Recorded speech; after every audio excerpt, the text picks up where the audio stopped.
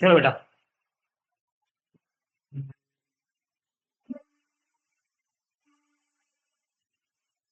Clear कहाँ है sir?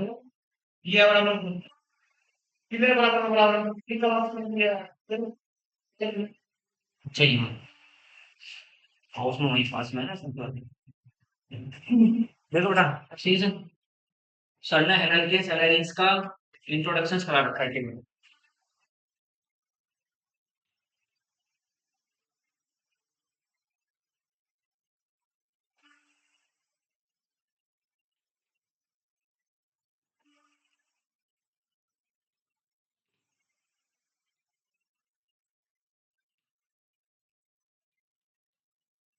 Handle के सैलरी का केवल इंट्रोडक्शन कराना सर। तो इंट्रोडक्शन में आप लोगों ने देखा होगा कि पहला पॉइंट करेंगे हम हेलो एल्केन बेटा। Halo alkane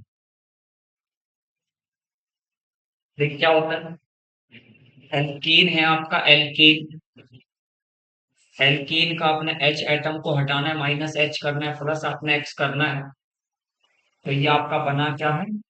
hello alkene. ठीक है। Those organic compounds in which H atoms of alkene replaced by the halogen atom known as the haloalkene. हेलोएल्कीन सीधी सी बात है कि H एटम आपका हटाना। हाँ, बोल दिया सीधी बात। ठीक है। अच्छा अच्छा। तो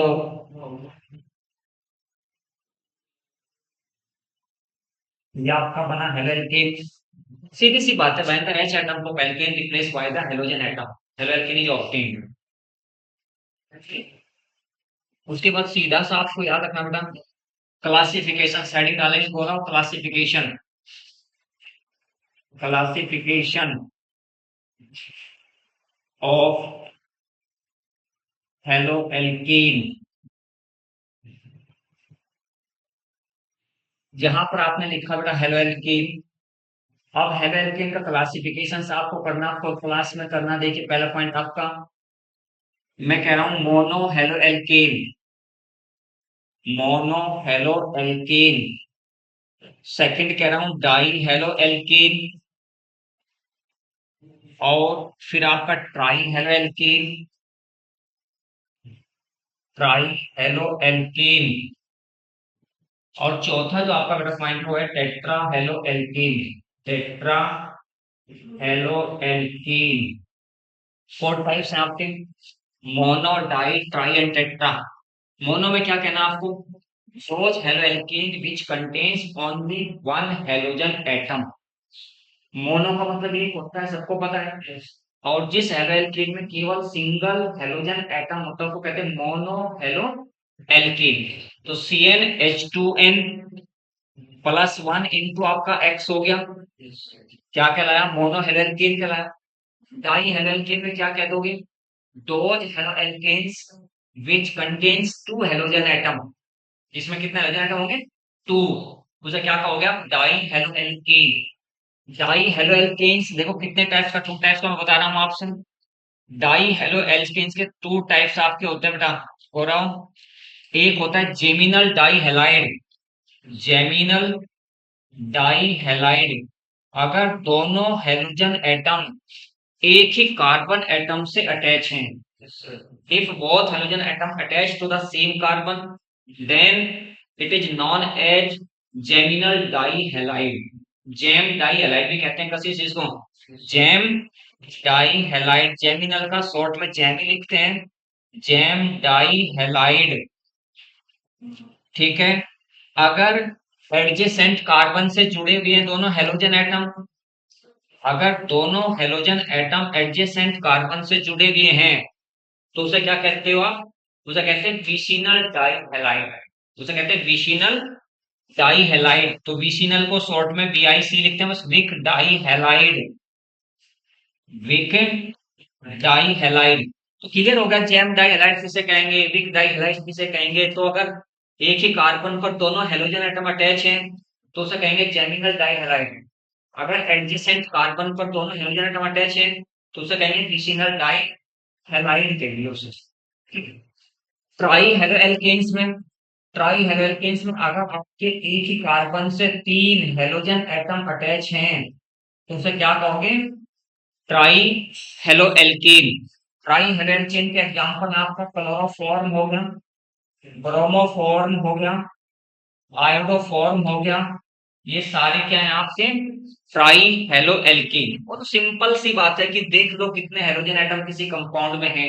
एक हेलोजन एटम है तो मोनो हेलो एल्केन, दो हेलोजन एटम है तो डाई हेलो एल्केन, तीन हेलोजन एटम है तो ट्राई हेलो एल्केन, और चार हेलोजन एटम है तो टेट्रा हेलो एल्केन। सिंपल सी बात है, इसमें कोई ऐसी बड़ी बात नहीं है कि ग्रुप के कि किसी भी कंपाउंड्स में कितने हाइड्रोजन एटम्स आपके अटैच हैं। तो अगर चार है तो आपको टेट्रा हेलो एल्केन। सिंपल सी बात क्या हुई? Tetra halo alkane. तो ये तो क्लासिफिकेशन हुआ आपका on the basis of number of halogen atoms. Classification of halo alkane on the basis of number of halogen atoms. अगर एक ही हेलोजन एटम प्रेजेंट है तो उसे कहेंगे मोनो हेलो एल्केन, दो हेलोजन एटम प्रेजेंट है तो उसे कहेंगे डाई हेलो एल्केन, तीन हेलोजन एटम प्रेजेंट है तो उसे कहेंगे ट्राई हेलो एल्कीन, अगर चार हाइड्रोजन एटम प्रेजेंट हो तो उसे कहेंगे टेट्रा एल्कीन। सिंपल सी बात देख के बता देंगे कि कौन सा किस टाइप का हेलो एल्केन्स आपका है। मोनो है, डाई है, ट्राई है या टेट्रा है। सिंपल है आपका इसका मतलब कॉन्सेप्ट की बड़े बहुत बड़े चार है, उसी से देख के आपको पता चल जाएगा। आगे चलें, हटा दो गौरव विषय, सिंपल है, इसमें इतना ज्यादा टाइम नहीं होगा। उसके बाद फिर आपका देखिए क्या कहते हैं, फर्दर क्लासिफिकेशंस की बात करता हूं। Further classification,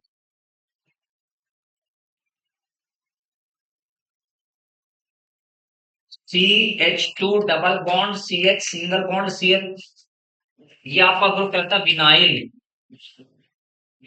vinyl chloride, vinyl chloride. और इस ग्रुप को, यानी अब आपको ग्रुप याद रखने हैं, दो तीन ग्रुप हैं आपके। इसको कहते हैं बेटा एलाइल। इसको विनाइल कहते हैं, जिसको मैं बॉक्स में बंद कर रहा हूं उसका नाम बता रहा हूं केवल।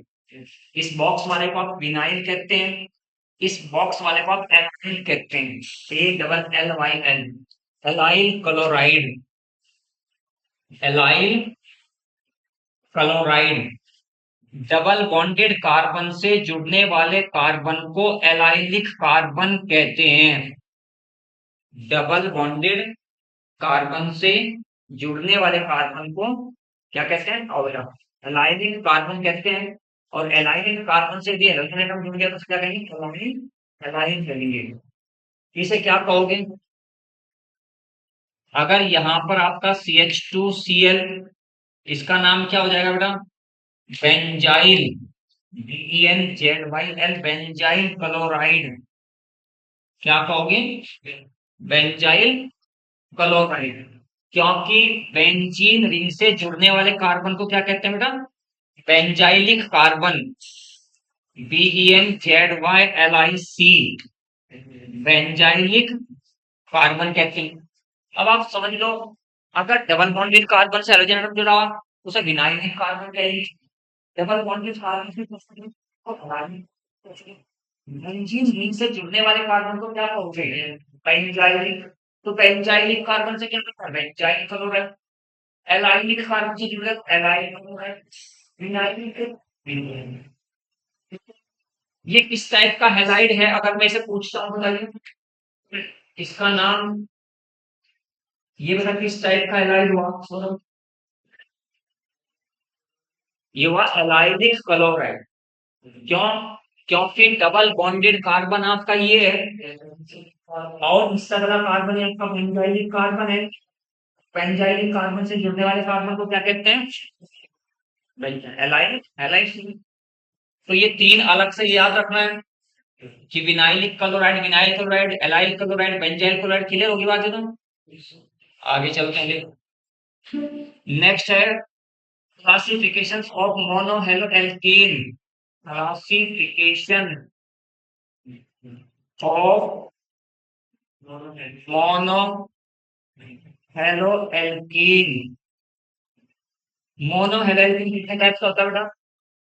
ये आपका मोनो हेलो एल्कीन का फॉर्मूला है जनरल CnH2n+1 इंटू एक्स।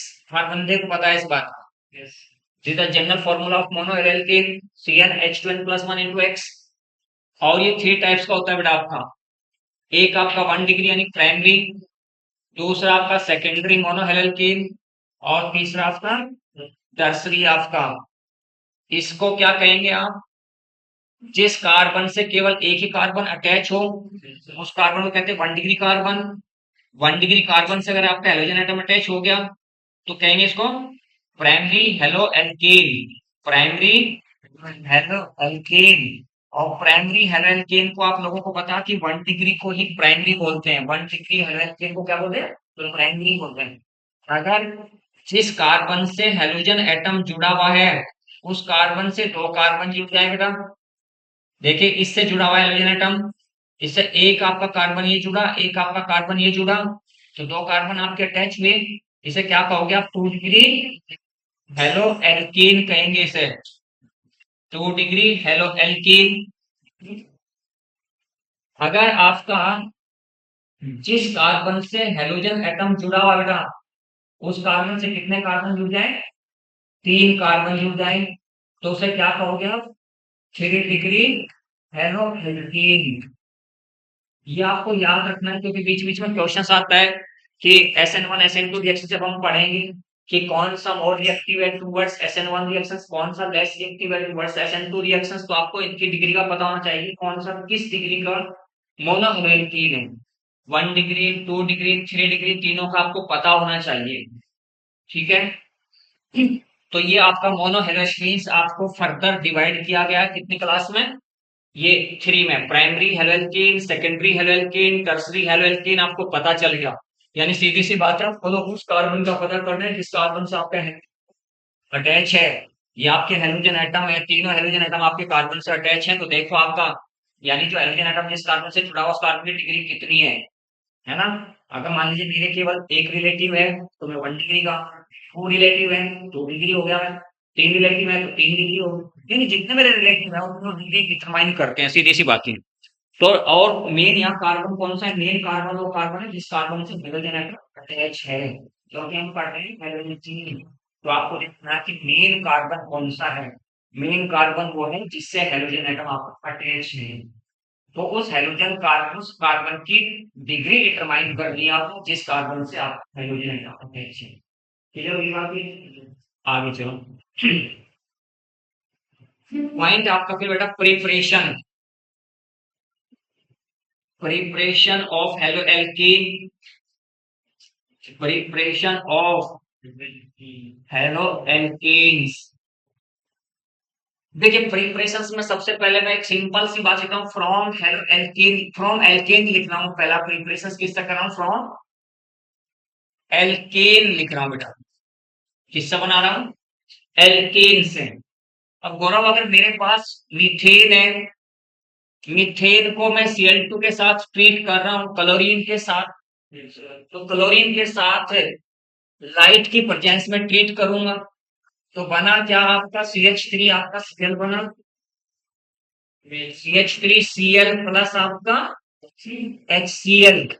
जब भी कभी लाइट की प्रेजेंस होती है तो आपको पता होगा लाइट की प्रेजेंस में किस टाइप की रिएक्शन होती है ना? Free radical substitution reaction. इस बात को सबने याद रखना है। ये बात मैं बता चुका था कि फ्री रेडिकल सब्स्टिट्यूशन रिएक्शन किसको कहते हैं? अगर आपके पास लाइट यानी यहाँ पर आपकी एल्केन हो, एल्केन की रिएक्शन हेलोजन के साथ हो, प्रेजेंस लाइट की हो, तो हमेशा फ्री रेडिकल सब्स्टिट्यूशन रिएक्शन का एग्जांपल है। फ्री रेडिकल सब्स्टिट्यूशन रिएक्शन हुआ तो कहते हैं फ्री रेडिकल सब्स्टिट्यूशन रिएक्शन। कैसे सब आप लोग बताएंगे? देखो ध्यान से मैं क्या कह रहा हूं। मेरे पास एन ब्यूटेन है। क्या है? N butane. एन ब्यूटेन को क्लोरीन के साथ ट्रीट कर रहा हूं, लाइट की प्रेजेंस है। मैं पूछ रहा हूं कि how many product possible in this reaction. मैं पूछ रहा हूं इस रिएक्शन में कितनी प्रोडक्ट आपकी बन सकती हैं? बनना तो हेलो एल्केन ही है, बट कितनी हेलो एल्केन बनेगी ये मैं जानना चाह रहा हूँ। मैंने एन ब्यूटेन सीखा है, एन ब्यूटेन की मतलब क्लोरीन के साथ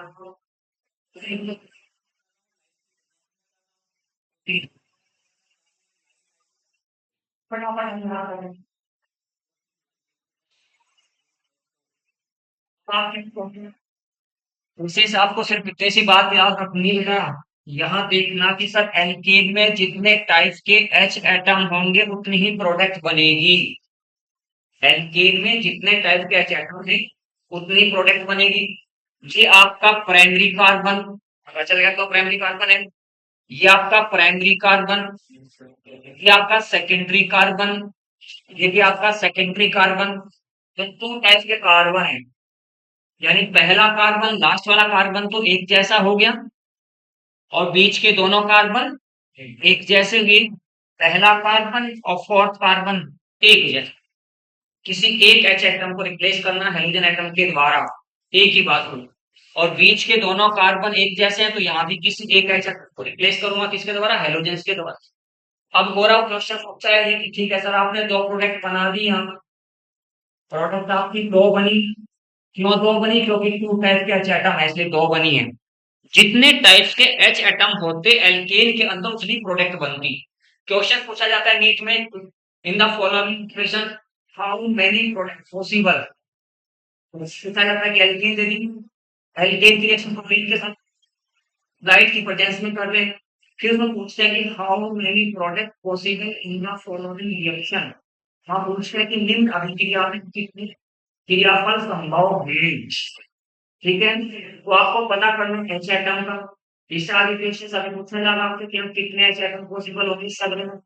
तो एक बार आपका प्राइमरी एच रिप्लेस कर दिया, दूसरी बार आपकी प्रोडक्ट ये बनी। तो बात आपकी है क्वेश्चन यहाँ होता है कि कौन सी इनमें मेजर होंगी और कौन सी माइनर होंगी। यानी एक प्रोडक्ट कम मात्रा में बनेगी और दूसरी प्रोडक्ट आपकी ज्यादा मात्रा में बनेगी। कौन सी कम, कौन सी माइनर प्रोडक्ट होगी, कौन सी आपकी मेजर होगी, ये कैसे देखते हो आप? ये देखते हैं रिप्लेसमेंट ऑफ एच एटम। और रिप्लेसमेंट ऑफ एच एटम क्या होता है? Removal of H atom. सबसे इजीली रिमूव होता है 3 डिग्री एच, उसके बाद होता है 2 डिग्री एच, उसके बाद होता है 1 डिग्री एच। ठीक है, ऐसा क्यों है? आप पूछ रहे ना कि ऐसा क्यों है? ऐसा इसलिए है क्योंकि जब यहाँ से आप एच एटम हटा रहे 1 डिग्री एच एटम हटा रहे, यही होगा, यही फटाफट क्वेश्चन करें कि ऐसा क्यों हुआ।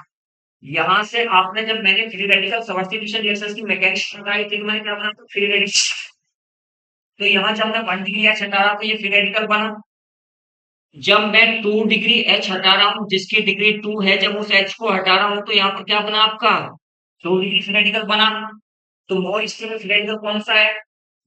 2 डिग्री। सबको पता है इस बात का, 2 degree free radical more stable then 1 degree free radical. इस बात को पता है कि 2 डिग्री फ्री रेडिकल आपका मोर स्टेबल है। और हमेशा क्या कर सकते हैं, क्या ये रिएक्टेंट ये रिएक्टेंट का इंटरमीडिएट और फिर बनती है प्रोडक्ट। किसी भी रिएक्शंस में रिएक्टेंट डायरेक्ट प्रोडक्ट में कन्वर्ट नहीं होते, इंटरमीडिएट से होकर गुजरना पड़ता है। रिएक्टेंट और प्रोडक्ट के बीच में एक मध्यवर्ती बनता है, मध्यवर्ती क्रिया कहते हैं, क्या कहते हैं? इंटरमीडिएट कहते हैं। अब मैं क्या कह रहा हूँ, ध्यान से सुनो इस बात को। किसी रिएक्शन का इंटरमीडिएट जितना ज्यादा स्टेबल होगा, ये इंपॉर्टेंट बातें होती है, बीच बीच में याद रखने की होती है।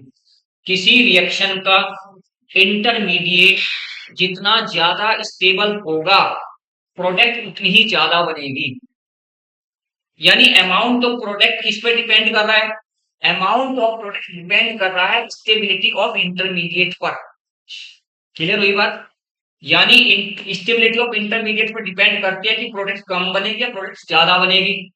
जब मैंने यहाँ कहा कि ज्यादा बनी प्रोडक्ट की आपकी मोर लिखा है इसके नीचे मैंने, और इस प्रोडक्ट के नीचे लेस लिख रहा हूँ, तो आपको समझ आ गई बात। ठीक है सर, ये तो मोर बनी क्यों बनी? क्योंकि इसका इंटरमीडिएट 2 डिग्री रेडिकल बना और इसका इंटरमीडिएट 1 डिग्री रेडिकल बना।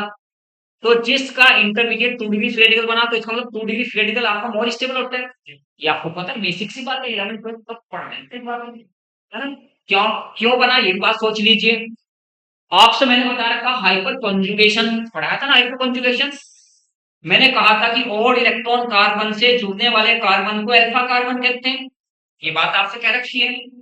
जिस कार्बन पर ओड इलेक्ट्रॉन है उसे कहते हैं ओड इलेक्ट्रॉन कार्बन। और ऑड इलेक्ट्रॉन कार्बन से जुड़ने वाले कार्बन को क्या कहते हैं? Alpha carbon. और अल्फा कार्बन से जुड़ने वाले हाइड्रोजन को क्या कहते हैं? Alpha hydrogen. कितने कितने अल्फा हाइड्रोजन में यहाँ? तो अल्फा एच में है। देखो, ये आपका अल्फा कार्बन, ये आपका अल्फा कार्बन। या कितने अल्फा एच हुए? 5। 3 ये 2 ये 5 अल्फा एच। तो आपसे बता रखा था हाइड्रोजन रिलेशंस में जिस फ्री रेडिकल के पास जितने ज्यादा अल्फा एच एटम होंगे वो उतना ही ज्यादा स्टेबल होगा। गौरव बताई थी ये बात बेटे। Stability of free radical directly proportional to the number of alpha H atoms. तो आपको फाइंड आउट करना था कि किसमें कितने अल्फा एच एटम होते हैं। यहाँ अल्फा एच एटम आपके कितने हैं? 5। यहाँ अल्फा एच एटम कितने हैं? 2। तो ज्यादा स्टेबल कौन हो गया? ये ये ज्यादा स्टेबल हो गया तो इससे प्रोडक्ट आपकी क्या बनेगी? मेजर। और जो अनस्टेबल है उससे प्रोडक्ट क्या बनेगी? माइनर। क्लियर हुई बात ये? चले आगे। नेक्स्ट पॉइंट आपका है, अगर मैं आपसे ये कह रहा हूं, देखो ध्यान से क्वेश्चन समझिए क्या लिख रहा हूं मैं। 2 मिथाइल 2 मिथाइल ब्यूटेन लिख रहा हूं अब की बार लिख रहा हूं 2 मिथाइल ब्यूटेन। और रिएक्शंस कर रहा हूं क्लोरीन के साथ रिएक्शंस कर रहा हूं, लाइट की प्रेजेंस में कर रहा हूं। तो आपको एक क्वेश्चन आपके सामने लिखा, मैंने क्वेश्चन छोड़ दिया। तो मैंने पूछा कितनी प्रोडक्ट बनेगी? गौरव बना के बता दे फटाफट। How many product possible of this reaction? मैं लिख रहा हूं ए ऑप्शन आपका 2 प्रोडक्ट, बी ऑप्शन आपका 3, सी ऑप्शन आपका 1 और डी ऑप्शन आपका 4। 4 ऑप्शन बनाए बने आपके सामने। इसमें कितनी प्रोडक्ट आपकी बनेगी? तो मैं क्या हूं? तीन बनेगी। तो हम अपना एच एटम है, एच एटम है। देखिए कौन कौन सा। ये दोनों कार्बन अलग अलग है, दोनों कार्बन की नेचर एक है। जो मैंने बॉक्स में बंद किया है एक ही है, एक ही कार्बन से जुड़ रहे हैं। ये कैसे हो रहा है? एक ही कार्बन से जुड़, ये दोनों सेम है। तो ये एच कैसे हैं आपके? सेम एच है। ये एक आपका ये हो गया, एक आपका ये हो गया और एक आपका ये हो गया। ये कार्बन आपका प्राइमरी है, ये कार्बन आपका सेकेंडरी है, ये कार्बन आपका टर्सरी है। बंदे को पता है ये कार्बन प्राइमरी है और ये कार्बन प्राइमरी है। क्या जो ये प्राइमरी कार्बन जैसा ये प्राइमरी कार्बन है, क्या ये दोनों भी वैसे ही प्राइमरी कार्बन है? नहीं, क्योंकि ये कार्बन किससे जुड़ रहे हैं? 3 डिग्री कार्बन से। और ये कार्बन जुड़ रहा है 2 डिग्री कार्बन से। अलग अलग हो गया, अलग अलग हो गया। एक कार्बन से जुड़ने वाला प्राइमरी कार्बन, एक सेकेंडरी कार्बन से जुड़ने वाला प्राइमरी कार्बन। तो टोटल बस ये सब कितने टाइप के आपके पास कार्बन? 4 टाइप के आगे। जब 4 टाइप के कार्बन आए तो आंसर क्या हो गया? 4। आप 3 क्यों कह रहे थे? आंसर आपका 4 है। समझिए ना, आंसर 4 कैसे हुआ ना? लेकिन एक बार दोबारा देखिए बेटा, दोबारा देखिए एक बार। ध्यान से मैं क्या कह रहा हूं। ये मेरे पास एक कार्बन है बेटा सी एच। ये एक मिथाइल ग्रुप यहां जुड़ा, एक मिथाइल ग्रुप यहां जुड़ा। ये आपका CH2 हुआ बेटा और ये आपका CH3 हुआ। ये भी मैं प्राइमरी कार्बन कह रहा हूं, ये भी प्राइमरी कार्बन कह रहा हूं। ये आपका टर्सरी कार्बन कह रहा हूं क्योंकि इससे 3 कार्बन जुड़े, 1 2 एंड 3। ये आपका सेकेंडरी कार्बन है और ये आपका प्राइमरी कार्बन। इनमें तो क्वेश्चन ही अराइज नहीं होता है, तो दोनों अलग अलग है, सोचना ही नहीं। बस कंफ्यूजन यहाँ हो रहा कि हाँ सर ये जो आप प्राइमरी कार्बन यहाँ लिख रहे हो ना आप इस पे, और इधर प्राइमरी कार्बन लिख रहे हो, ये अलग अलग कैसे हैं? सेम क्यों नहीं है? ठीक है, तो मैं अलग अलग क्यों कह रहा हूँ कि जो प्राइमरी कार्बन जुड़ा हुआ है ये तो जुड़ा 3 डिग्री कार्बन से, ये जो प्राइमरी कार्बन जुड़ा ये भी 3 डिग्री से। सेम डिग्री वाले कार्बन से जुड़े दोनों, इसका मतलब ये दोनों तो सेम हो गए। समझ आई बात? सेम डिग्री वाले कार्बन से दोनों कार्बन अटैच हैं तो इसका मतलब ये दोनों तो सेम हो गए। क्लियर हुई बात? इधर वाली बात आपके सेकेंडरी कार्बन से जुड़ा हुआ है, देखो ये। अगर ये भी बाई चांस इसी टाइप से टर्सरी कार्बन से अटैच होता तो क्या कह देते हैं सर, जैसे इधर वाले है ना लेफ्ट वाले से राइट वाला है, मतलब राइट वाला और लेफ्ट वाले से अलग है। अलग क्यों है? तो सोच लीजिए अलग है। वो एक 2 डिग्री से जुड़ रहा है, एक आपका 3 डिग्री से जुड़ रहा है, इसलिए ये जो ये दोनों एक जैसे हैं, ये अलग आपका एक जैसे। तो यानी 3 टाइप के इसमें कार्बन, 4 टाइप के कार्बन ही, 4 टाइप के कार्बन हो गए तो प्रोडक्ट आपकी 4। क्लियर हुई बात? चलिए आगे देखो। अब आप मुझे बताएंगे प्रोडक्ट इसकी बनेगी क्या। पहला एल्केन से प्रिपरेशन आपका क्लियर हो गया। अगर कोई पूछता है एल्केन का प्रिपरेशन फ्रॉम एल्केन तो बता देंगे। सेकंड प्रिपरेशन आपका है फ्रॉम एल्कीन। छोटी छोटी सी बातें लिखा करते हैं, क्वेश्चन ऐसे ही बनते हैं और कोई ऐसे अलग से कुछ नहीं आता। हाँ हाँ, कोई अलग से कोई ऐसा क्वेश्चन आता है कोई बात नहीं है। फ्रॉम एल्कीन, ये आपका C H double bond C H two है भाई। देखिए ध्यान से मैं क्या कह रहा हूँ, एक ही जगह दोनों रिएक्शंस कर रहा हूँ बेटा। HBr के साथ रिएक्शंस कर रहा हूँ, वहां सिंपल HBr के साथ रिएक्शंस की है, और यहाँ HBr के साथ रिएक्शंस कर रहा हूँ, बट नीचे लिखा मैंने पेरोक्साइड की प्रेजेंस है, in the presence of peroxide. एक रिएक्शन एल्कीन की सिंपल HBr के साथ की, दूसरी रिएक्शन एल्कीन की HBr की, तो आपको क्या क्या करना है। फिर किसी बंदे को पता होना चाहिए सर, जहां आप HBr की बात करते हो ना, वहां मार्कोनिको रूल की बात करते हो आप, पता है ना। मार्कोनिको रूल आपका हर किसी बंदे से लिखवा रखा है, पता है हर किसी बंदे को। दूसरा बात आपको खरास KHARASH खरास इफेक्ट पढ़ा था, आपने पढ़ा था पेरोक्साइड इफेक्ट। तो दोनों बात जैसे आपके सामने क्वेश्चंस आया तो तुम्हारे दिमाग में दोनों कॉन्सेप्ट क्लियर होनी चाहिए। यहाँ तक मार्कोनिको रूल क्या है, पेरोक्साइड इफेक्ट क्या है, इन दोनों का पता होना चाहिए था। अगर ये ना पता होता फिर आपका क्वेश्चन नहीं होता। तो पेरोक्साइड इफेक्ट हुआ, तो बताओ कोई भी मार्कोनिको रूल क्या होता है। मार्कोनिको ने क्या कहा था, यानी रिएजेंट का H एटम उस डबल बॉन्डेड कार्बन के साथ अटैच होगा जिस डबल बॉन्डेड कार्बन पर पहले से ही ज्यादा H एटम अटैच होंगी। इतनी सिंपल सी बात है इसके बाद, लेकिन ओल्ड कॉन्सेप्ट है ये पुरानी कॉन्सेप्ट है, अब तो चेंज हो चुका है ये बात। अब ऐसा नहीं था, अब तो रीअरेंजमेंट ऑफ कार्बन पेटेंस पे बात आ चुकी है। देखिए ध्यान से, तो प्रोडक्ट आपकी क्या बनी, सी एच के साथ आपका बी आर, और यहाँ इस सी एच टू के साथ आपका सी एच थ्री, यानी एच एटम कहाँ अटैच होगा, यहाँ। बी आर कहाँ अटैच होगा, यहाँ। क्लियर हुई बात। लेकिन अब आपको क्या कहना है, प्रोक्साइड इफेक्ट अक्सर अगर हम मार्कोनिक का पता है ना, उसके जस्ट अपोजिट करना है। अपोजिट क्या होगा, प्रोक्साइड इफेक्ट उसके अपोजिट होगा। तो ये आपका आर सी एच टू आपका बी आर। तो दोनों प्रोडक्ट आपकी अलग अलग बनी।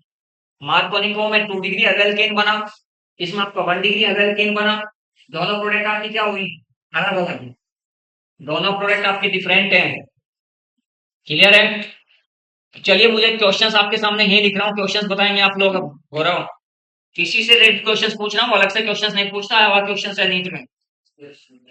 ये मेरे पास एक एल्कीन है, CH3 सिंगल बॉन्ड CH, और यहाँ पर CH3 है, single bond CH double bond आपके पास CH2 है, प्लस HBr है, और प्रोडक्ट आपकी क्या बनेगी। आया हुआ क्वेश्चन है, और मुझे प्रोडक्ट बता दीजिए इसकी, और ऊपर मैंने अभी भी समझाया आपसे।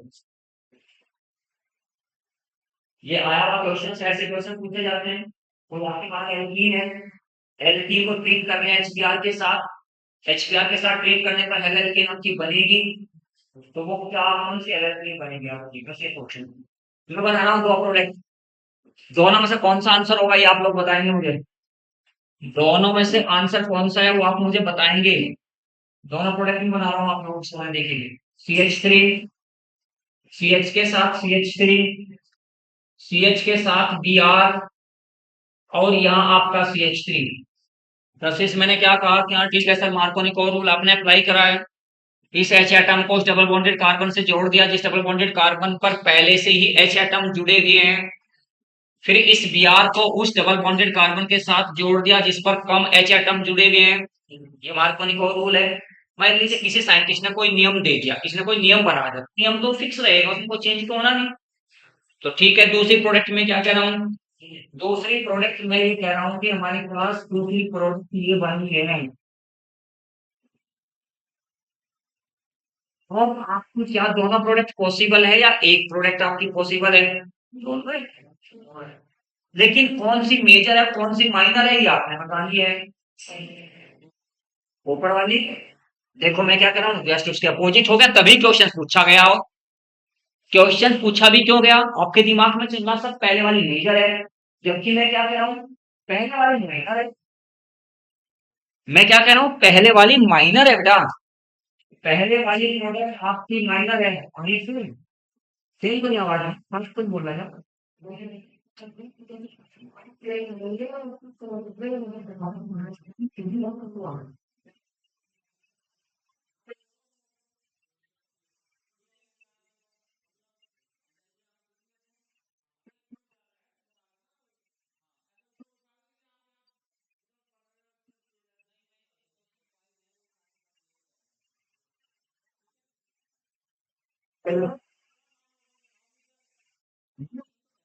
फायदा होना चाहिए हम एनर्जी जो वेस्ट करते हैं उस एनर्जी का कुछ फायदा होना चाहिए। ये मेजर है बेटा देखो। ये आपका मेजर है वो माइनर है। बट वो माइनर क्यों है ये मेजर क्यों है? गौरव ध्यान से देखना है इसके मैकेनिज्म मैकेनिज्म पे चलते हैं हम। मैकेनिज्म पे चलते हैं और मैकेनिज्म को आप ध्यान से देखिएगा। देखो ध्यान से मैकेनिज्म की जब बात करूंगा मैं इससे समझ में आया हाँ सर ठीक है कॉन्सेप्ट तो इसकी ये थी और यही कॉन्सेप्ट आपको समझनी है। कशिश इसकी मैकेनिज्म हमेशा ये है electrophilic addition reaction.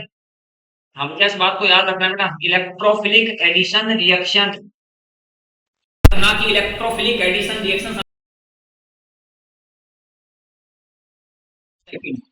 First step की बात करो देखो क्या होती है फर्स्ट स्टेप में इलेक्ट्रोफाइल अटैक करता है न्यूक्लियोफाइल के ऊपर और न्यूक्लियोफाइल क्या है इसमें एल्कीन।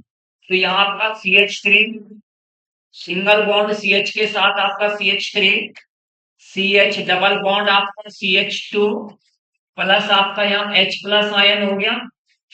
H प्लस आयन मतलब इलेक्ट्रोफाइल हुआ। यहाँ खुद सोचिए आप इसमें H आपका प्लस है तो Br आपका माइनस है जिसमें प्लस जो पॉजिटिव होता है वो आपका इलेक्ट्रोफाइल तो नेगेटिव होता है वो आपका न्यूक्लियोफाइल। आपका एरो इधर से करें डिस्प्लेस करेंगे क्योंकि इस पर ये प्लस इफेक्ट वाले ग्रुप लगे हुए हैं इस पर इलेक्ट्रॉन डेंसिटी ज्यादा है तो electromagnetic effect to right displacement of electron किधर से किधर होगी बात आपको याद रखनी है। ठीक है। अब ऐसा किया तो ऐसा करने पर आपका CH3 सिंगल बॉन्ड CH के साथ आपका CH3 इस CH पे चार्ज आपका पॉजिटिव आ गया और यहाँ का CH3 कौन सा कार्बोकेटाइन बनाए 2 डिग्री क्योंकि जिस पर फिलहाल पॉजिटिव चार्ज है उसकी डिग्री कितनी है 2 डिग्री। तो ये आपका डिग्री कार्बोकेटायन 2 डिग्री कार्बोकेटायन। अब आपको क्या करना है आपको सोचना है गौरव यहाँ जब बन जाता है स्टार्टिंग में जो कार्बोकेटायन बन जाता है वहां बेटा रुकनी होगा। अब आपको रुकने के बाद ये देखना हम क्या बताएगा इस बात को हम ये देखें फिलहाल जिस पर पॉजिटिव चार्ज है उसके लेफ्ट में कितने डिग्री का कार्बन है और राइट में कितने डिग्री का कार्बन है। लेफ्ट वाला कार्बन जो उसकी डिग्री कितने बेटा 3 डिग्री और जो राइट वाला कार्बन की डिग्री 1 डिग्री। तो फिलहाल इस कार्बन पर पॉजिटिव चार्ज है वो आपका 2 डिग्री है ठीक है। देखो बेटा हम क्या इस पे चार्ज पॉजिटिव है तो इससे एक कार्बन जुड़ा इधर और एक कार्बन जुड़ा इधर। इस कार्बन से दो कार्बन रिप्लेस करें इसका मतलब इसकी डिग्री कितनी होगी 2। इस कार्बन से एक कार्बन ये जुड़ा हुआ एक कार्बन ये जुड़ा हुआ एक कार्बन ये जुड़ा कितने कार्बन जुड़ेगी 3। तो ध्यान से देखो मैं क्या कह रहा हूं जो कार्बोकेटायन स्टार्टिंग में बना सोचो कितनी डिग्री का बना 2 डिग्री कार्बोकेटायन बना। अब थोड़ा सा रुक के चलना है रुक के क्या चलना है देखना है कि उसके लेफ्ट में ज्यादा डिग्री का कार्बन है क्या या राइट में ज्यादा डिग्री का कार्बन है जस्ट बराबर में देखना है दूर नहीं जस्ट बराबर में। तो जस्ट बराबर में जब आप देखते हैं तो देखने के बाद आपको देखा कि हाँ सर जिस कार्बन पर फिलहाल पॉजिटिव चार्ज है उसके जस्ट बराबर में ज्यादा डिग्री का कार्बन है जस्ट बराबर में ज्यादा डिग्री का कार्बन है। तो जस्ट बराबर में ज्यादा डिग्री का कार्बन है तो पॉजिटिव चार्ज उस पर शिफ्ट हो जाएगा। इसे कहते हैं 1 to हाइड्राइड शिफ्टिंग। क्या कहते हैं? 1 to hydride shifting, 1 to negative one. तो ये वाला जो एच आपका है ये यहाँ शिफ्ट हो जाएगा। जब ऐसा होगा तो पॉजिटिव चार्ज आपका किस पर है? इसका आ जाएगा। यहाँ आपका कितनी डिग्री का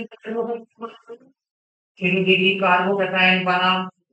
2 डिग्री कार्बोकैटायन बोला कितने, इसमें कितने अल्फा एच हैं?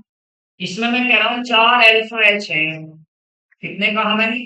ये भी अल्फा कार्बन, ये भी अल्फा कार्बन, तीन एच यहाँ। टोटल कितने कार्बन में कितने अल्फा कार्बन है?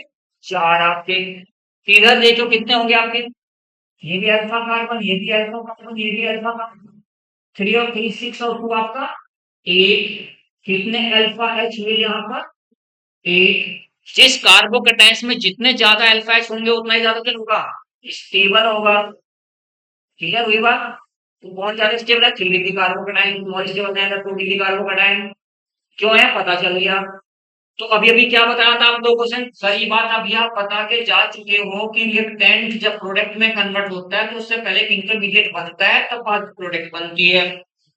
इंटरमीडिएट कौन सा सेलेक्ट करते हो? जो ज्यादा स्टेबल होता है। तो ज्यादा स्टेबल इंटरमीडिएट कौन सा हुआ? 3 डिग्री कार्बोकेटाइन। तो 3 डिग्री कार्बोकेटाइन वाले को आप लेंगे। यानी फर्स्ट स्टेप में आपने क्या करना है? इलेक्ट्रोफिलिक एडिशन रिएक्शंस का फर्स्ट स्टेप में आपने करना है attack of electrophile on nucleophilic site. Alkene पर जो अटैक किया आपका किसने किया? इलेक्ट्रोफाइल का। सेकेंड स्टेप में क्या कर रहे हो? जो आपका कार्बोकैटायन बना तो मोर स्टेबल लेंगे, लेस स्टेबल नहीं लेंगे। मोर स्टेबल कार्बोकैटायन आपने लिया। यहाँ Br माइनस न्यूक्लियोफाइल आप अटैक करेगा इस पे। तो मेजर प्रोडक्ट आपकी पता चल गई कौन सी बनी? कशिश क्लियर हो गई होगी बात ये अब कि हाँ सर ये ऐसे क्यों बनी, ये बात आपसे बता दी गई। तो मेजर प्रोडक्ट ये बनी तो क्यों बनी है? क्योंकि 2 डिग्री कार्बोकैटायन आपका रीअरेंज हुआ है 3 डिग्री कार्बोकैटायन से। तो ये बात आपको याद रखनी है। Less stable carbocation itself rearrange into more stable carbocation. Less stable carbocation itself rearrange into more stable carbocation. Less stable जो कार्बोकैटायंस होगा खुद पर खुद अपने आप मोर स्टेबल कार्बोकैटायंस में क्या हो जाएगा? चेंज हो जाएगा। क्लियर हुई बात? चलिए ध्यान से। अच्छा एक क्वेश्चन और बता दें आप। हटा दो इसे, हम क्या हटा दें बेटा? बताओ इसका आंसर क्या होगा? आपके पास इथाइल बेंजीन है बेटा। इथाइल बेंजीन है। इथाइल बेंजीन को, ये शायद वीडियो ही रुकी हुई है शायद। इथाइल बेंजीन को ट्रीट करना है क्लोरीन के साथ लाइट की प्रेजेंस में करना। कंडीशंस मैं आपके सामने लिख रहा हूं। इस वाली कंडीशंस को जब मैं कहता हूं कि बेटा मैंने यहां से एच एटम को हटाया है तो एच एटम को हटाकर ये आपका फ्री रेडिकल बना। और फिर जब मैंने इधर वाला एच एटम हटाया तो फ्री रेडिकल ये बना। अब आपके दिमाग में ये बात आनी चाहिए कि सर हाँ इनमें से मोर स्टेबल फ्री रेडिकल कौन सा है? जिस प्रोडक्ट बताइए क्या बनेगी अब आपकी? क्वेश्चन क्लियर है उसका, जिसको इस कंडीशंस का पता चल गया कि हाँ ये ज्यादा मोर स्टेबल फ्री रेडिकल है या मोर स्टेबल ये फ्री रेडिकल है, कौन सा मोर स्टेबल है, बस अगर आपको इस बात का पता चलेगा तो क्वेश्चन क्लियर है। अब ये वाला मोर स्टेबल क्यों है? क्योंकि ये ओड इलेक्ट्रॉन बेंजीन रिंग के साथ कॉन्जुगेशन में है। ये वाला ओड इलेक्ट्रॉन बेंजीन रिंग के साथ कॉन्जुगेशन में स्टेबलाइज बाय रेजोनेंस है। It is not stabilized by resonance because this odd electrons is not in conjugation with benzene ring. नहीं है बेंजीन के साथ कॉन्जुगेशन में। क्लियर हुई बात? तो फिर किसको सिलेक्ट करेंगे? इसको सिलेक्ट करेंगे। तो इसका मतलब है कि आपने हेलोजन एटम यानी क्लोरीन एटम कहां पर रिप्लेस करना है? यहां पर रिप्लेस करना है। बस ये बात आपको पढ़ना ऐसे है जैसे मैं आपको बता रहा हूँ कि घर बैठ के भी पढ़ें तो ऐसे ही पढ़ें जैसे आपको कंसेप्ट अप्लाई कर करके। अच्छा सर ने आपको जैसा बताया है कि कौन सा एच एटम रिप्लेस होगा। दोनों 2 टाइप के एच एटम है, दोनों को रिप्लेस कर करके देख लिया। इसको भी रिप्लेस किया, इसको भी रिप्लेस किया। दोनों को रिप्लेस करने पर 2 टाइप के फ्री रेडिकल बनेंगे। फिर सोचना कि कौन सा फ्री रेडिकल मोर स्टेबल है। कौन सा फ्री रेडिकल मोर स्टेबल होगा उसके रिस्पेक्ट में प्रोडक्ट बनेगी आपकी। क्लियर हुई बात? हाँ, दूसरी भी बना के दे रहा हूँ, लेकिन दूसरी जो प्रोडक्ट बनेगी उसके नीचे क्या लिख देंगे सर, ये तो हल्की फुल्की बनेगी, तो माइनर बनेगी, मेजर नहीं होगी। ये प्रोडक्ट तो आपकी माइनर होगी और ये प्रोडक्ट आपकी मेजर होगी। क्लियर हुई बात? कि ये आपकी मेजर होनी है, वो आपकी माइनर होनी है सर। तो मेजर माइनर का चक्कर आपको समझ में आ गया ना? ठीक है। चलिए भाई, एक फाइनल क्वेश्चन और जो आया हुआ, सारे वही क्वेश्चन पूछ रहा मैं टॉपिक से रिलेटेड जो आए हुए हैं, अलग से नहीं कुछ पूछ रहा। जो क्वेश्चन पूछे गए हैं पीछे डिवाइस के में, वही पूछ रहा हूँ, अलग से कुछ नहीं पूछ रहा। इस क्वेश्चन इसका आंसर बताइए आप क्या होगा। आपके पास कोई एल्कीन है, ये आपके पास कोई एल्कीन है, ये इस एल्कीन को मैं क्लोरीन के साथ ट्रीट कर रहा हूं। क्या मैं इस एल्कीन को ट्रीट कर रहा हूं, मैं चलो एनबीएस के साथ ट्रीट कर रहा हूं बेटा। एनबीएस पता होता है क्या होता है? एनबीएस, एनबीएस का पता है क्या क्या होता है? इसको मैं यहाँ एनबीएस के साथ ट्रीट कर रहा हूं। एनबीएस, एनबीएस होता है आपका फुल फॉर्म, इसकी देखो क्या होती है एनबीएस की। एन ब्रोमो, एन का मतलब एन ही रहेगा, बी का मतलब ब्रोमो, और एस का मतलब succinamide, S U double C I N A M I D E. Full form क्या हुई? N bromo succinamide. N bromo succinamide का काम क्या होता है? आपको ये सोचना होता है कि एनबीएस का पूरी ऑर्गेनिक केमिस्ट्री में क्या काम है। तो गौरव सिर्फ दो काम है। एनबीएस के ऑर्गेनिक केमिस्ट्री के अंदर केवल दो काम है। एक एलाइनिक फ्री रेडिकल सब्स्टिट्यूशन रिएक्शन देना, एक benzylic free radical substitution reaction देना। अब आपको ज्यादा तो रट्टा क्यों मारना है, मैं आपको बता दें कि पूरी ऑर्गेनिक केमिस्ट्री होगा, या तो एलाइनिक कार्बन का एच एटम हटाकर वहां पर हाइड्रोजन एटम लगाओ, ध्यान लगा देखो ध्यान से। अगर आपके पास अगर आपके पास CH3 single bond CH double bond CH2 और प्लस NBS लिखा हुआ है, क्या कहोगे? हाँ ठीक है सर, हमें पता करना कि इसमें एलाइल, पता करो कौन सा एलाइलिक कार्बन है। एलाइलिक कार्बन कौन सा है? एलाइलिक कार्बन कौन सा है? ये आपका एलाइलिक कार्बन है। क्या है ये आपका? Allylic carbon. क्यों? क्योंकि डबल बॉन्डेड कार्बन से जुड़ने वाले कार्बन को एलाइलिक कार्बन कहते हैं। सो उस एलाइलिक कार्बन पर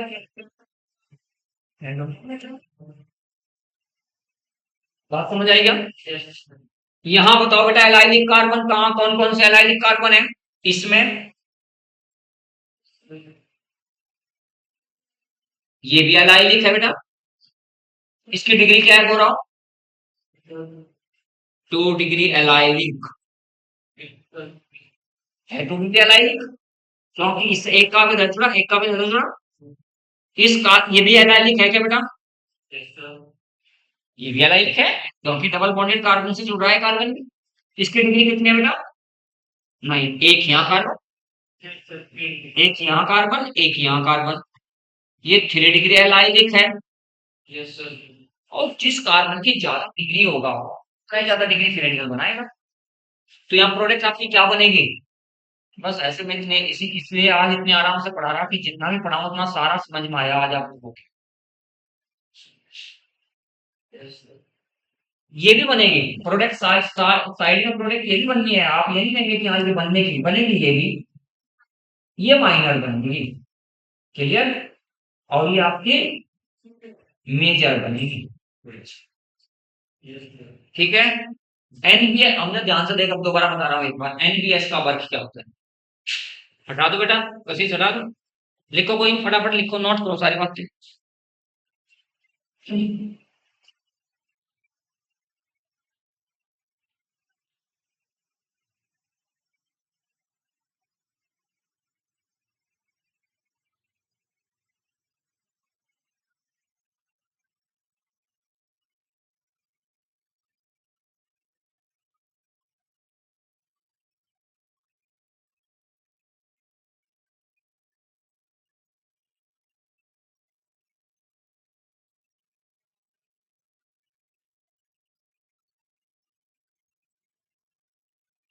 ये बात याद रखना, किसी चीज से नोट करो या ना करो, जो मैं लिख रहा हूँ उसे उसे नोट करो बेटा। गौरव, इसे नोट करो या ना करो, बस याद रखना कि एनबीएस का वर्क क्या है। ठीक है, हटा दूं। अब आप याद पॉइंट ये, role of NBS and NCS, NBS and NCS. NBS के बराबर में आपको लिखना CH2CO, CH2CO, NBr, ये है एन ब्रोमोसक्सिनामाइड। फिर आपने लिखना NCS, CH2CO, CH2CO, NCl, N chloro, yes, B का मतलब एन ब्रोमोसक्सिनामाइड और एन क्लोरोसक्सिनामाइड। ठीक है, इनका काम होता है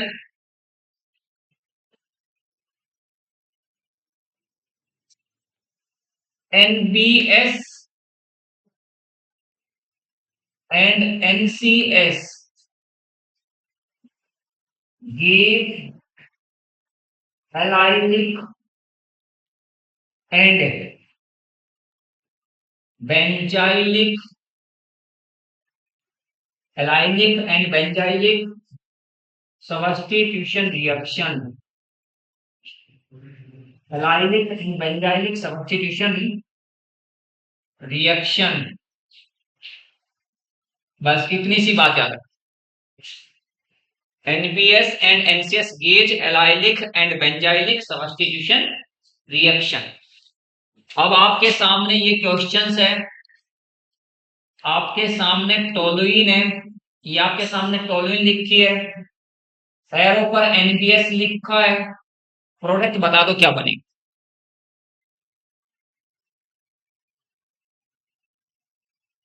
अभी आप लोगों से बताया था, बेंजीन रिंग से जुड़ने वाले कार्बन को बेंजाइलिक कार्बन कहते हैं। बेंजीन रिंग से जुड़ने वाले कार्बन को बेंजाइलिक कार्बन कहते हैं। और ये एनबीएस का काम क्या है, केवल दो काम लिखे केवल आपके सामने है, allylic substitution and benzylic substitution. यहाँ का एच एटम हटेगा और क्या लग जाएगा, बी आर एटम लग जाएगा। याद रहेगा हमेशा।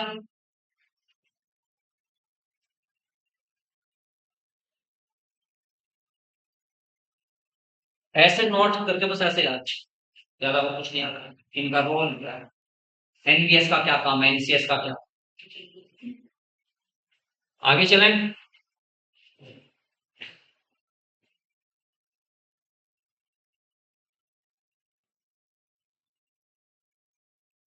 हटाओ बेटा।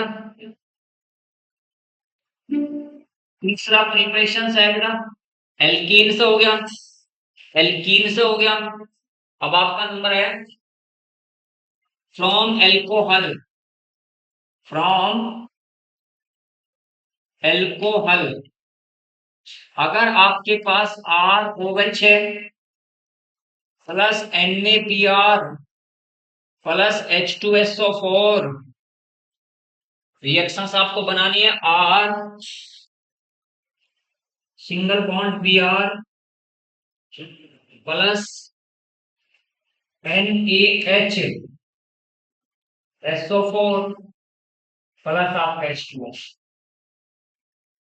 क्या होता है कि पहले इस रिएक्शन को जब आप देखते हैं तो इस रिएक्शन में पहले रिएक्शन करते हैं, NaBr को ट्रीट करते हैं जब H2SO4 के साथ, NaBr प्लस H2SO4 से आपका बना HBr plus NaHSO4 plus NaHSO4।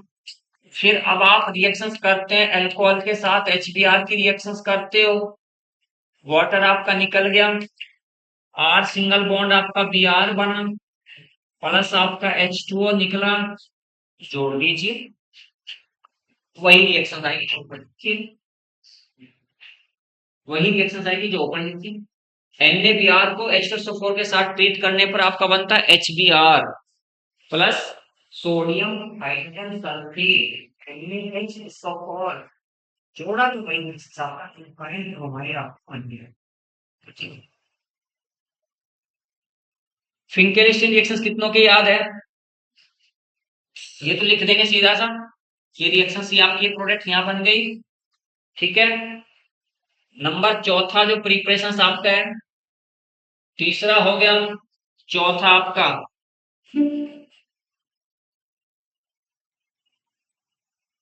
Bye Finkelstein reaction FINKELSTIN Finkelstein reaction क्या है याद है क्या?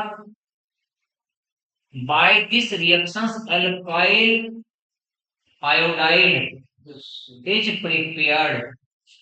इस रिएक्शंस के द्वारा क्या बनाया जाएगा? इस रिएक्शंस के द्वारा हमेशा आपका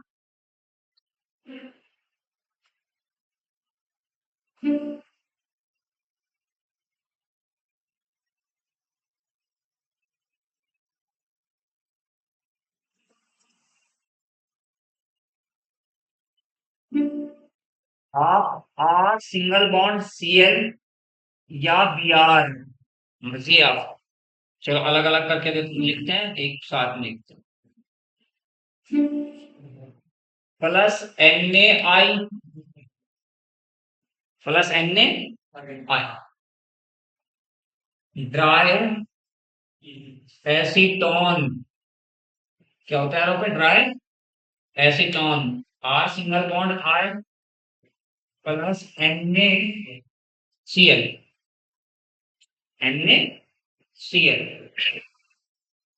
R single bond Br plus NaI dry acetone, R single bond I plus NaBr, क्या बना आपका? Alkyl iodide. कभी सोचा आपने इसमें कि जो एरो पे आपने ड्राई एसीटोन लिख रहे हो, सर इस ड्राई एसीटोन का क्या रोल है, क्या काम है?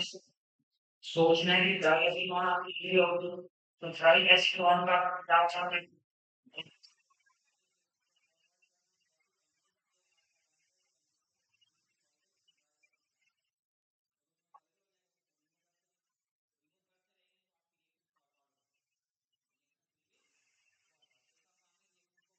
करना, इसका काम है रिएक्शन को फॉरवर्ड करना। नंबर आपका फिफ्थ जो है, 5 प्रिपरेशन एनसीईआरटी में नीट में आपके दिए गए हैं, 5 मैंने वन बाय वन करके बता दिए। रिएक्शन, ठीक है, स्वार्ट्स रिएक्शन, इसके द्वारा क्या बनाया जाएगा आपको याद रखना है? RCl plus AgF alkyl fluoride, R single bond F plus AgCl, जहां आपका AgF है इसकी जगह आप Hg2F2 ले सकते हैं, SbF3 ले सकते हो, AgF Hg2S2 CF2 SbF3 ये सब आप ले सकते हैं। तो इससे आपका क्या बनेगा? बस याद रखना कि इस रिएक्शंस के द्वारा बनाया क्या जाएगा? Alkyl fluoride, alkyl fluoride prepared by this reaction. ठीक है, इसके द्वारा क्या बनाया जाएगा? एल्काइल फ्लोराइड आपका बनाया जाएगा by this reaction, alkyl fluoride is prepared. Preparations आपके 5 है जो आपको याद रखने हैं। एल्कीन से अल्कोहल से फिंकेलिस्टीन रिएक्शन, स्मार्ट रिएक्शन से बात आपको याद रखनी है, बाकी आपके इसमें नहीं है। 5 प्रिपरेशंस है, पांचों याद रखने होंगे। केमिकल रिएक्शंस की बात आती है, हटा दो बेटा, हटा दो, लिखिए पॉइंट फटाफट, इनको समझेंगे और आप लोग। Chemical reactions of haloalkene, chemical reactions of haloalkene, chemical reactions of haloalkene. Number first capital K, nucleophilic substitution reaction. Number पहला है न्यूक्लियोफिलिक सब्स्टिट्यूशन रिएक्शन ऑफ, अगर आप एल्काइल हैलाइड की रिएक्शंस एक्वस NaOH या KOH के साथ करते हैं तो यहां आपका बनता है ये आर एल्कोहल बनेगा प्लस NaX आपका निकल alcohol reactions with aqueous NaOH, aqueous NaOH के साथ रिएक्शंस करते हैं तो आपका एल्कोहल बनता है हेलोएल्कीन को। हेलोएल्कीन को ट्रीट किया आपने एक्वस NaOH के साथ, बना के आपका एल्कोहल।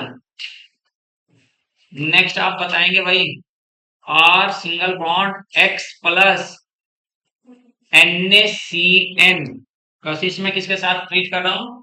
सोडियम साइनाइड के साथ ट्रीट कर रहा हूं। हमने देख ध्यान से बेटा, सोडियम साइनाइड के साथ जब ट्रीट करता हूं, ट्रीट करने पर आपका बना आर सिंगल बॉन्ड CN बना plus R single bond NC बना प्लस आपका NaX निकलता है। यहां पर देखो मैं क्या लिख रहा हूं, यहां मेजर लिख रहा हूं, यहां पर माइनर लिख रहा हूं। एक एल्काइल आइसोसाइनाइड है, एक एल्काइल साइनाइड है। एल्काइल साइनाइड आपका आरसीएन है, आइसोसाइनाइड आपका आरएनसी है। एक आपका आइसोसाइनाइड है तो एक आपका साइनाइड है। देखो ध्यान, दोनों रिएक्शंस को कंपैरेटिवली पूछूंगा आपसे। ये आर सिंगल बॉन्ड एक्स है प्लस यहाँ आपने AgCN लिखा, AgCN लिखने पर आपका आर सिंगल बॉन्ड CN बना plus R single bond NC plus आपका AgX।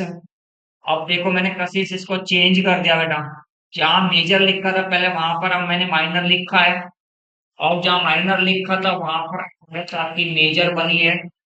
यानी सोडियम साइनाइड के साथ प्रोडक्ट कुछ और बनी है और सिल्वर साइनाइड के साथ कुछ और बनी है। दोनों अलग अलग प्रोडक्ट बनी है। सिल्वर साइनाइड के साथ कुछ और है और सोडियम साइनाइड और है। सोडियम साइनाइड के साथ ऐसा क्यों बात खोजनी है कि यहाँ पर आपका ये अल्काइल साइनाइड मेजर और यहाँ पर आपका साइनाइड मेजर, ऐसी क्या बात हुई? तो एक आपके पास क्या है, एक आपके पास NaCN है। गौरव देखिए मैं क्या लिखना चाह रहा हूँ, आप रिएक्शन समझे कैसे, क्या लिखना चाह रहा हूँ। आर सिंगल बॉन्ड X लिखा plus Na single bond C triple bond N, गलत है या सही लिखा नहीं? और single bond C triple bond N, मैंने लिखा R single bond X plus Na single bond C triple bond N। मैं कहूंगा कि मैंने गलत लिखा है। क्यों लिखा है गलत? क्योंकि आयनिक बॉन्ड होता है, आयनिक बॉन्ड Na के और C के बीच में क्या होगा? Ionic bond. और आयनिक बॉन्ड कभी भी डायरेक्शनल नहीं होता। और ये जो बॉन्ड हम लिखते हैं ना, ऐसे बॉन्ड बनाते हैं, इसका मतलब डायरेक्शनल होता है, इसकी डायरेक्शन होती है। और आयनिक बॉन्ड तो आपका क्या है? इलेक्ट्रोस्टैटिक अट्रैक्शन फोर्स होता है। क्या होता है? Electrostatic attraction force. Na के पास चार्ज पॉजिटिव हो गया, C के पास चार्ज नेगेटिव हो गया, ट्रिपल बॉन्ड आपका N हो गया। Na के और C के बीच में बॉन्ड नहीं लंबा है, Na के और C के बीच में बॉन्ड नहीं बनाना, बॉन्ड बनाने के लिए कोवलेंट बॉन्ड हो जाएगा। और आयनिक बॉन्ड को कभी बॉन्ड के द्वारा रिप्रेजेंट करते ही नहीं।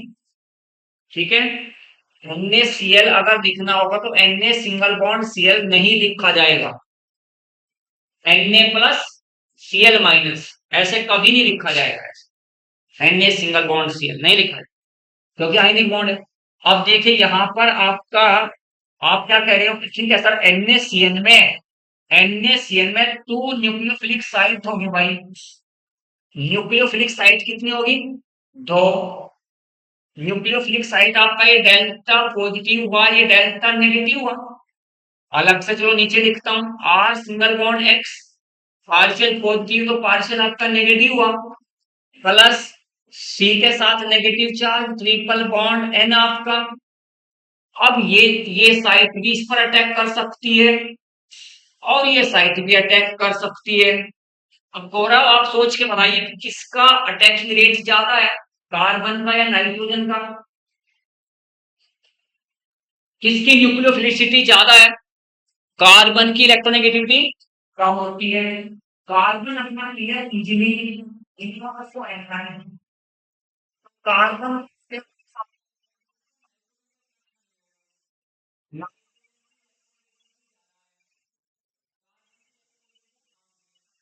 इलेक्ट्रोनेगेटिविटी इसलिए अपना क्लियर कॉन्स्टेंट वाला कौन है? कार्बन। इसलिए चौधरी को हमेशा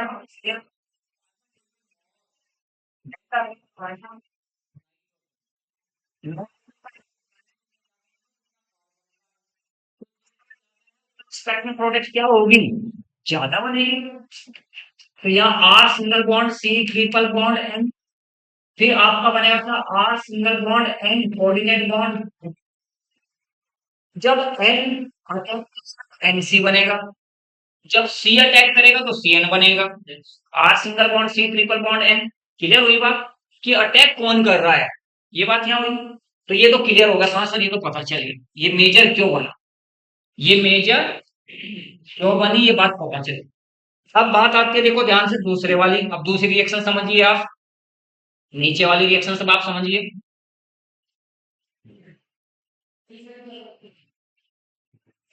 अब मैं लिखता हूं आर सिंगल बॉन्ड आपका X plus A G single bond C triple bond N.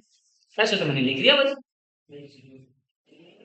याद रखना है हमसे छोटी छोटी बातें हैं बेटा, ये सब और पता होनी चाहिए। N A plus ionic in nature, Na+ Na+ cations ionic in nature, Ag+ covalent in nature. Fajans rule chemical bonding में पढ़ा था। जिस कैटायन का कॉन्फ़िगरेशन NH2 NP6 के अकॉर्डिंग होता है उसकी नेचर आयनिक होती है, और जिस कैटायन का कॉन्फ़िगरेशन NH2 NP6 ND10 के अकॉर्डिंग होता है उसकी नेचर कोवैलेंट। कोवैलेंट और आयनिक टू टाइप के कैटायंस होता है, एक कोवैलेंट नेचर होता है तो एक आयनिक नेचर होता है। तो यहाँ कोवैलेंट नेचर का जब ये तो कोवैलेंट बॉन्ड बनेगा, कोवैलेंट बॉन्ड बनेगा तो इसमें पार्शियल पॉजिटिव चार्ज तो इसमें पार्शियल नेगेटिव चार्ज, और यहाँ पेयर ऑफ इलेक्ट्रॉन।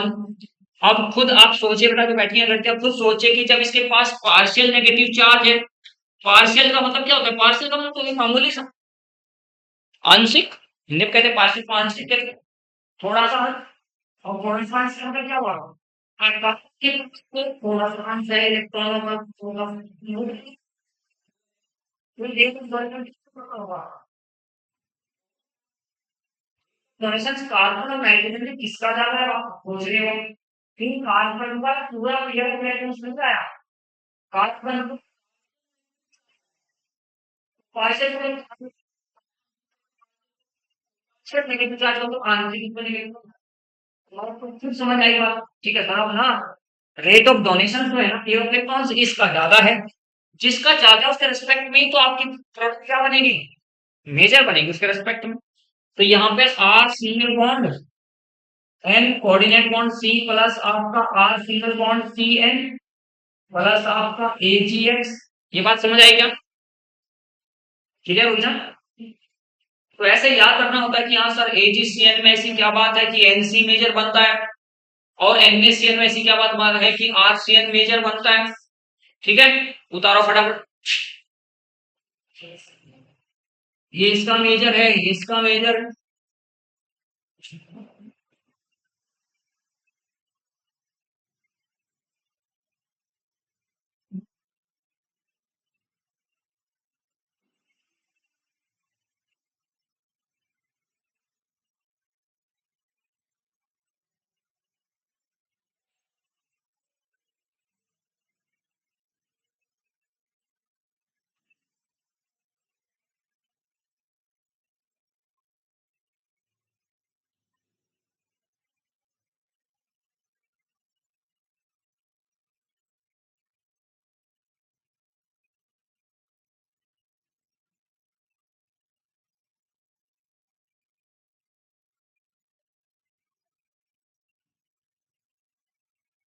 हटा दो बेटा।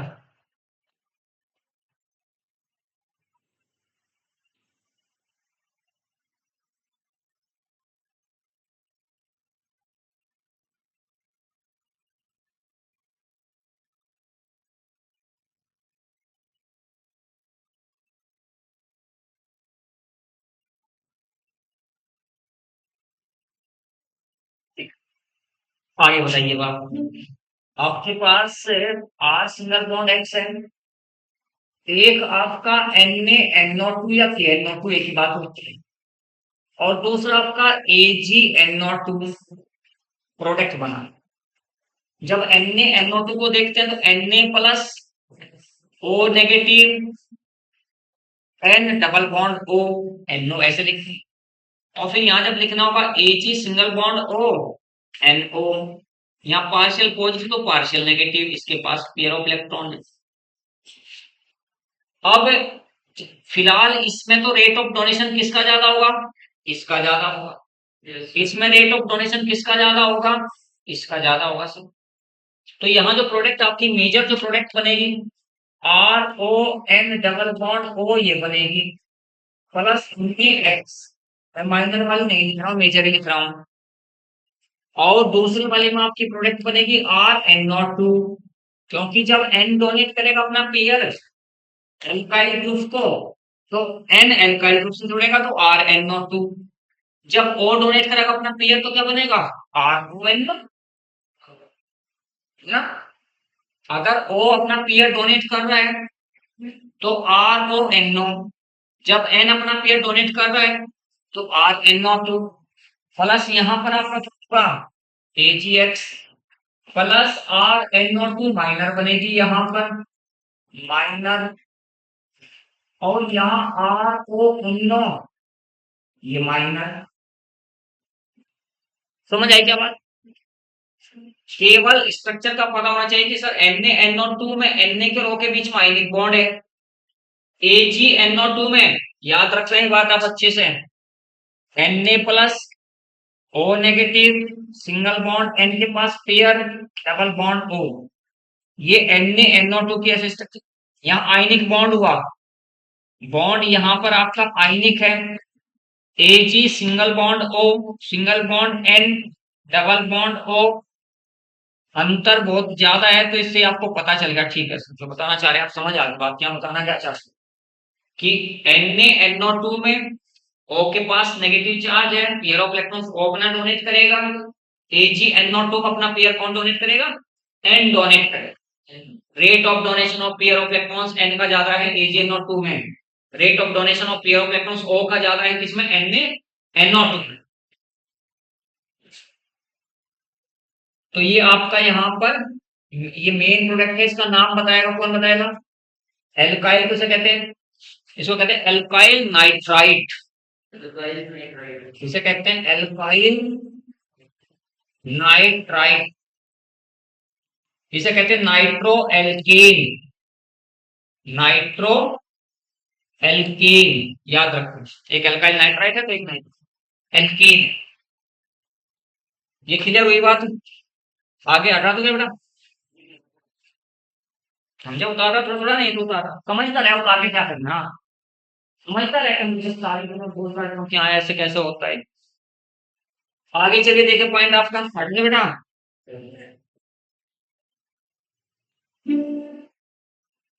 नेक्स्ट है reactions with sodium alkoxide, R single bond sodium alkoxide की बात हो रही है, R single bond X plus RONA, ये नेगेटिव है तो ये आपका पॉजिटिव है, ये पार्शियल पॉजिटिव है तो ये पार्शियल नेगेटिव है, अपने आप बताओ प्रोडक्ट क्या बनेगी? मैंने कहा सोडियम एल्कोक्साइड, ये आपका सोडियम एल्कोक्साइड है, reaction with sodium alkoxide, sodium alkoxide के साथ रिएक्शन।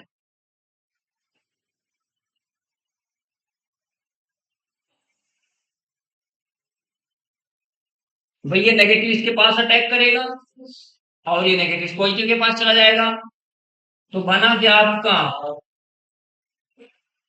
ईथर बन गया। क्या बनता है? Ether. This is known as, this is known as Williamson synthesis. याद है ना? Williamson synthesis. ये आपका विलियमसन सिंथेसिस कहलाता। This is known as Williamson synthesis. देखो ध्यान से, इधर बता दो भाई गौरव। यहां देखिए, अगर मैं इसकी रिएक्शन, मेरे पास है इथाइल क्लोराइड की रिएक्शंस करा रहा हूं मैं। CH3 whole thrice CONA। ये आप अगर sodium tertiary butoxide, sodium tertiary butoxide, तो ये आपकी यहाँ, ये आपका एल्केन ही है, क्लोरो इथेन ही है, क्लोरो इथेन। क्लोरो इथेन को ट्रीट किया किसके साथ? सोडियम एल्कोक्साइड के साथ ट्रीट किया। यहाँ पर आपकी प्रोडक्ट देखो क्या बनेगी। ये बात जब मैं ईंधन चढ़ाऊंगा ही, उसमें प्रश्न लगा सकते हैं। ये COH CL क्या बनना? ईथर ना बनकर यहाँ क्या बना?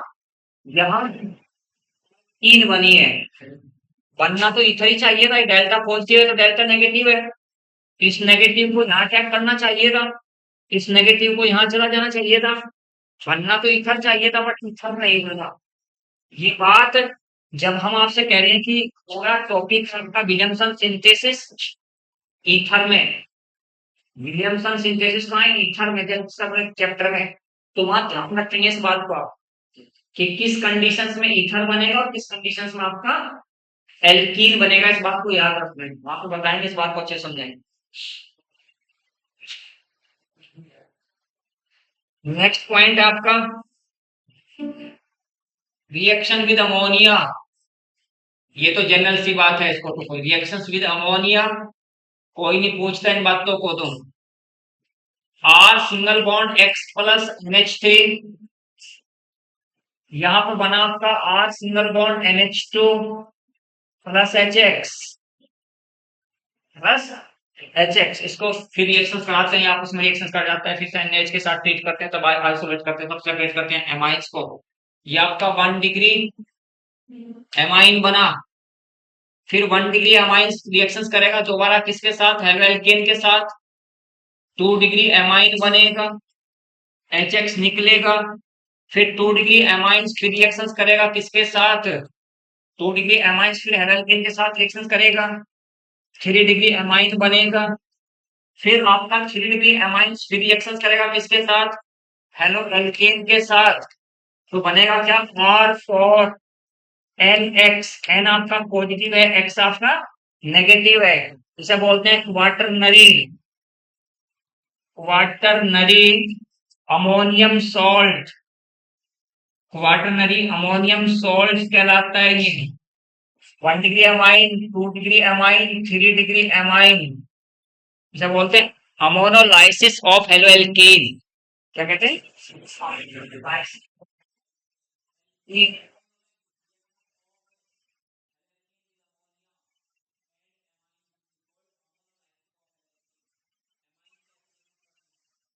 नेक्स्ट पॉइंट आपका reactions with metals. Next point आपका रिएक्शन विद मेटल्स। किस किस मेटल के साथ रिएक्शन करते हैं? Reaction with metal. एक रिएक्शन तो आप किसके साथ करते हो? R single bond X plus 2Na, X single bond R, और यहाँ ईथर लिखते हो आप। 2NaX आपका निकल जाता है, 2NaX निकलता है, पंक्ति क्या है आपकी? एल्केन। इस रिएक्शन का नाम क्या है?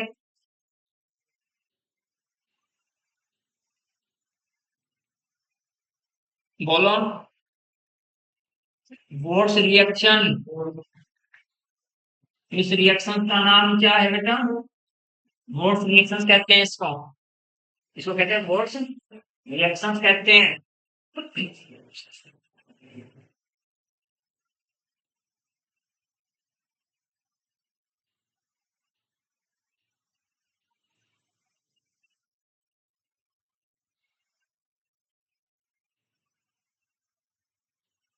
R single bond X plus N A, R single bond X plus N ए,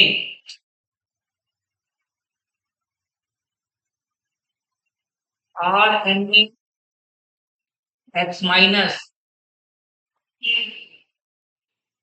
फिर आपका R minus N A positive, R single bond X की बात हो रही है, पार्शियल पॉजिटिव तो partial negative, R single bond R plus N A X, क्या बनता है यहाँ पर आपका? एल्केन। ये जो रिएक्शन हुई है ये कहलाते हैं SN2 मैकेनिज्म। SN2 मैकेनिज्म के अकॉर्डिंग रिएक्शन होती है। फोर्थ रिएक्शन आयनिक मैकेनिज्म की बात कर रहे हैं इसकी। कौन सी मैकेनिज्म हुई है? आयनिक मैकेनिज्म आपकी बनती है, ये आयनिक मैकेनिज्म। फ्री रेडिकल मैकेनिज्म की जब बात करते हैं, देखो ध्यान से दूसरा भी आप पॉइंट,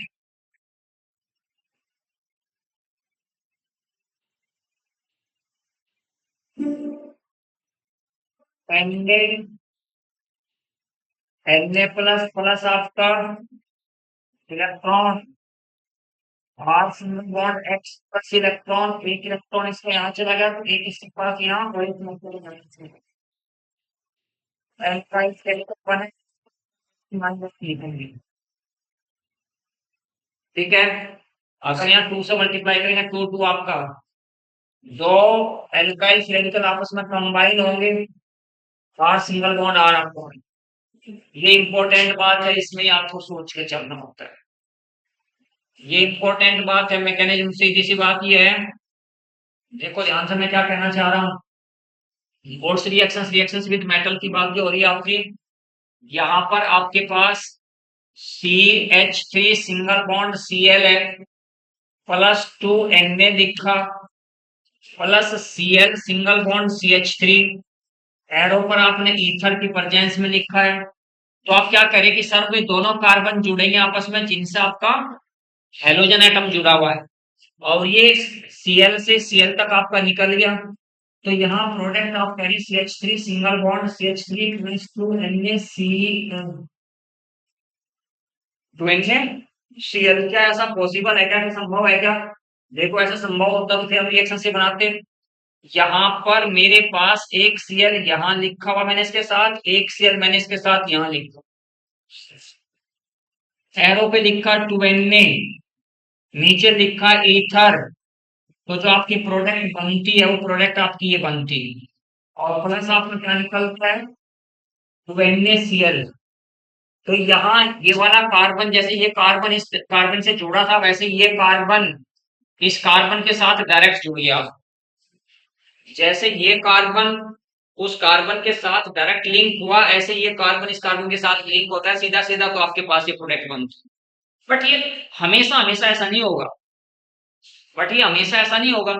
हमेशा का मतलब क्यों नहीं हमेशा ऐसा होगा? देखो ध्यान से, अभी जो आपके पास फ्री रेडिकल मैकेनिज्म है वो आपको अच्छे से याद रखनी है। अगर आपके पास यहाँ पर कोई डाई यानी ऐसा कोई कंपाउंड आपके पास है ये वाला, और इसे आप ट्रीट कर रहे हैं Na अपॉन ईथर के साथ, वही गौरव, आप क्या कहोगे सर इसका मतलब तो ये है, अगर आपने ये कॉन्सेप्ट आप में लर्न करा रहे हो तो फिर तो वे कार्बन दोनों आपस में जुड़ेंगे जिन कार्बन से हेलोजन एटम जुड़े हुए हैं, बट ऐसा नहीं है। तो फिर तो आपकी प्रोडक्ट क्या होनी चाहिए? प्रोडक्ट ये होनी चाहिए आपकी कि ये दोनों कार्बन आमने सामने जुड़ गए ऐसे डायरेक्ट, ये होनी प्रोडक्ट चाहिए, प्लस 2NaCl आपका निकलना चाहिए, बट ये प्रोडक्ट आपकी नहीं बनेगी, ये प्रोडक्ट आपकी नहीं बनेगी। अब ये प्रोडक्ट आपको क्यों नहीं बनती, इस बात को आपको समझना है कि हाँ ये प्रोडक्ट आपकी क्यों नहीं बनती, ये प्रोडक्ट आपकी बन क्यों नहीं रही, इस बात को समझना है। जो मैंने अभी आप लोगों से फ्री रेडिकल मैकेनिज्म लिखवाई है, फ्री रेडिकल मैकेनिज्म जो लिखवाई हुई है, यहाँ पर ये Cl और ये Cl, फ्री रेडिकल मैकेनिज्म में एक बात याद रखनी है भैया आपने, ये आपका Na है, 2Na है, 2 इलेक्ट्रॉन देंगे तो 2 Cl माइनस निकलेंगे। तो यहाँ पर ये बात याद रखनी होगी, सर आप ये कह रहे हो जो फ्री रेडिकल मैकेनिज्म अभी आपने लिखा, एक और इलेक्ट्रॉन यहाँ तो एक और इलेक्ट्रॉन यहाँ, और प्लस आपका 2Cl माइनस निकला, 2Na प्लस, तो 2NaCl आपका यही निकल गया है। 2Na 2Cl माइनस निकलने के बाद आपका 2NaCl निकल गया। देखो मैं क्या कह रहा हूं, अगर ऑड इलेक्ट्रॉन पाई बॉन्ड के साथ कॉन्जुगेशन में है तो प्रोडक्ट आपकी कुछ और बनेगी। ध्यान से देखें क्या बनती है। ये 2 इलेक्ट्रॉन है, यहाँ पर पाई इलेक्ट्रॉन है, ये एक इलेक्ट्रॉन यहाँ चला गया, ये एक इलेक्ट्रॉन यहाँ आया, एक इलेक्ट्रॉन यहाँ चला गया तो एक इलेक्ट्रॉन यहाँ आया। तो ऐसे रीअरेंज आपको देखना हो। प्रोडक्ट आपकी क्या बनी, प्रोडक्ट आपकी बेंजीन बनी है। ये नहीं होगा, आंसर क्या होगा, बेंजीन। देखो आपके सामने बनी हुई है प्रोडक्ट बेंजीन, आंसर आपका ये होगा।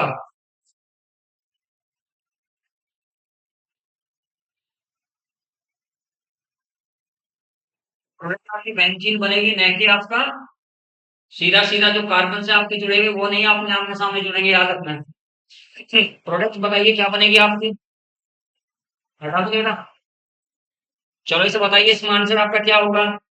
आपके पास कोई डाई हाइड्रोजन ये है, एक Cl आपका यहाँ दिखा तो एक Cl आपका यहाँ दिखा, यहाँ 2Na है और ये आपका ईथर है। प्रोडक्ट आपकी क्या बनेगी। अक्सर अभी अभी आपने कॉन्सेप्ट लर्न कराई है, कॉन्सेप्ट अपने काम की, जहां जहां आपके हाइड्रोजन गए वहां हटाएगा। और ये और इलेक्ट्रॉन यहाँ से यहाँ गया और ये इलेक्ट्रॉन यहाँ से यहाँ गया, प्रोडक्ट आपकी क्या बन जाएगी, ये आपका डबल बॉन्ड यहाँ हो जाएगा, ये आपका एंटी एरोमेटिक है, एंटी एरोमेटिक कंपाउंड है। अगर एंटी एरोमेटिक है तो अनस्टेबल है, जब अनस्टेबल है तो प्रोडक्ट तो आपकी नहीं बनी, अनस्टेबल है ये तो अनस्टेबल है तो प्रोडक्ट तो आपका नहीं बना ना, अनस्टेबल का प्रोडक्ट ये नहीं है, तो ये प्रोडक्ट नहीं है तो इसका क्या होगा यहाँ पर, कि जो आपके पास ये प्रोडक्ट बनती है, देखना होता है कि कहीं कहीं पर अगर यहाँ पर अरेंजमेंट होने पर अनस्टेबल प्रोडक्ट बन, यहाँ क्या होगा, डायमर। और डायमर का मतलब आपका दो फ्री रेडिकल्स आपस में रिएक्शन करेंगे तो वो भी डायमर आयनाइजेशन। एक इलेक्ट्रॉन यहाँ से यहाँ तो यहाँ से यहाँ, यहाँ से यहाँ तो ये आपका यहाँ से यहाँ, प्रोडक्ट आपकी बनी क्या, ये प्रोडक्ट आपका सीधा सीधा तो ये छोटी छोटी बातें हैं जो आपको याद रखनी होंगी। चलिए बड़ा ठीक बात हो गया ऐसे तो पढ़ाई भी आ रही है। तो वो रिएक्शंस की कुछ बातें आपको याद रखनी है ऐसे, कि एंटी एरोमेटिक आपकी ये प्रोडक्ट नहीं होगी, इसका आंसर ये होगा। रिएक्शंस विद मैग्नीशियम के साथ तो सब जानती हैं भाई,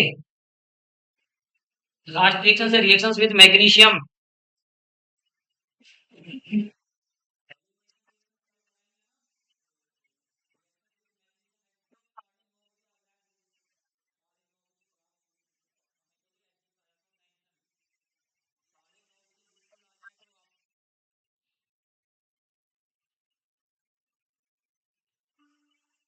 रिएक्शन विद Mg,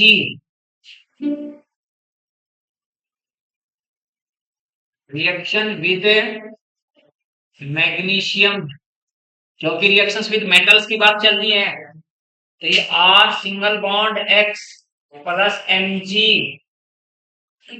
ईथर आपका बनेगा क्या, RMgX। क्या कहते हैं इसको, गिरनार्ड रिएजेंट।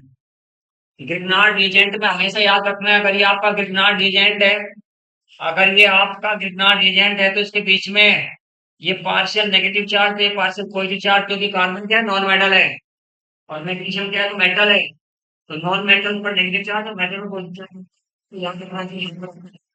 अगर इसके रिएक्शन मैं HOH के साथ करता हूं तो प्रोडक्ट आपकी क्या बनेगी, HOH के साथ हर किसी बंदे को पता है पॉजिटिव है तो ये नेगेटिव है, तो ये यहाँ और ये यहाँ, तो प्रोडक्ट आपकी क्या बनी, एल्केन, और एमजीबीआर के साथ सीधा सीधा मैच हो गया, एमजीबीआर के साथ आपका मैच बना। तो ये आपका पॉइंट बना क्या, एल्केन। ठीक है, तो यहां पर आपको ये और भी, यानी किसी के पास जो प्रोटोनेटेड कंपाउंड, वो कंपाउंड जो प्रोटॉन दे सकता है, अगर उसको पुनः रिएजेंट के साथ एल्केन।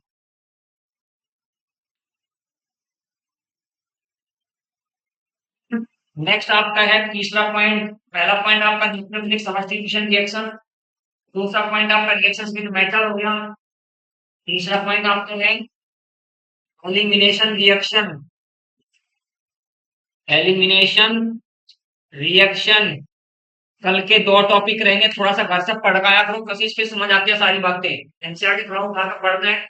एलिमिनेशन रिएक्शंस में आपको पढ़नी है दो तीन बातें, E1 रिएक्शन, E2 रिएक्शन, दोनों अलग अलग पढ़ने हैं। E1 E2 रिएक्शन, कौन E1 देंगे कौन E2 देगा, और साथ के साथ ही फिर आपको पढ़ाएंगे हम हेलो एरीन। कल ये दो टॉपिक हमारे फिनिश होंगे बेटा, एक हेलो एरीन्स और एक E1 एंड E2 रिएक्शन। ठीक है, पूरी हेलो एरीन्स है, हेलो एरीन्स का प्रिपरेशन टेंशन पढ़ेंगे, और ये पॉइंट आना। ठीक है भाई,